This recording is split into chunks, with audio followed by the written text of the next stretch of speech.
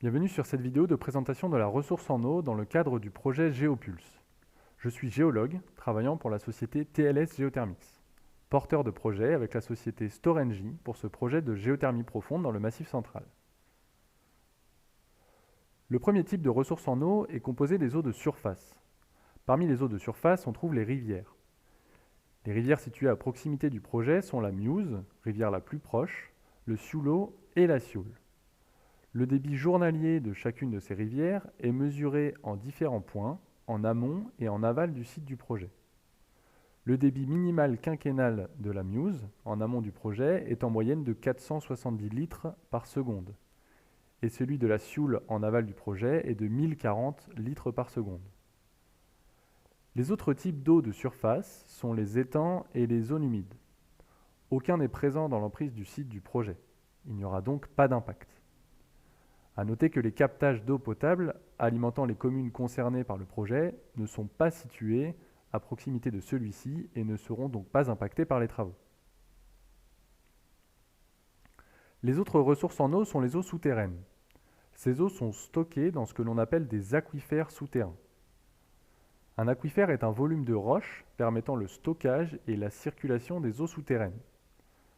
La qualité d'un aquifère dépend de la place disponible pour stocker l'eau dans la roche et de la capacité de la roche à la laisser circuler. Les aquifères sont rechargés par les eaux de pluie qui s'infiltrent dans le sol jusqu'à des niveaux imperméables dans lesquels elles ne peuvent plus circuler. Les aquifères alimentent en partie les cours d'eau environnants. Il existe différents types d'aquifères qui dépendent de la géologie locale. Parmi eux, deux sont présents dans l'environnement du projet. Les aquifères volcaniques sont généralement d'anciennes coulées de lave. Ce sont de très bons aquifères que l'on trouve notamment à Volvic. Ce type d'aquifère est présent dans l'environnement du projet, mais pas à proximité immédiate du site de forage. Ce sont par exemple les coulées du puits Banson et du puits Marmont. En plus de leur éloignement, ils se situent plus haut en altitude que le site du projet. Ils ne seront donc pas impactés. Les aquifères de socle fracturé sont présents dans les roches comme les granites de manière superficielle. Ce sont des réseaux de fractures, parfois connectés, dans lesquels peut se stocker de l'eau. Des aquifères fracturés sont présents sur le site, mais leur dimension est très réduite et non continue. L'avis d'un hydrogéologue indépendant confirme le faible enjeu de ce type d'aquifère sur le site du projet. De plus, il ne pourra pas y avoir d'interaction entre ces aquifères et le puits, puisque celui-ci sera parfaitement étanche dans sa partie supérieure. En effet, le puits, dans sa construction, est composé d'une alternance de plusieurs couches de ciment et de tubes d'acier qui permettent d'assurer son étanchéité. Le premier impact du projet sur la ressource en eau concerne le prélèvement d'eau pour les besoins du forage. En effet, les travaux de forage nécessitent de l'eau pour la fabrication de la boue de forage et les tests de puits.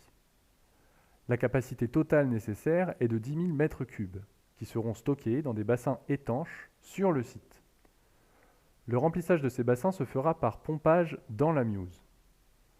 Pour éviter tout impact sur le débit de la rivière et les écosystèmes, le débit de pompage sera réduit sur une période allongée.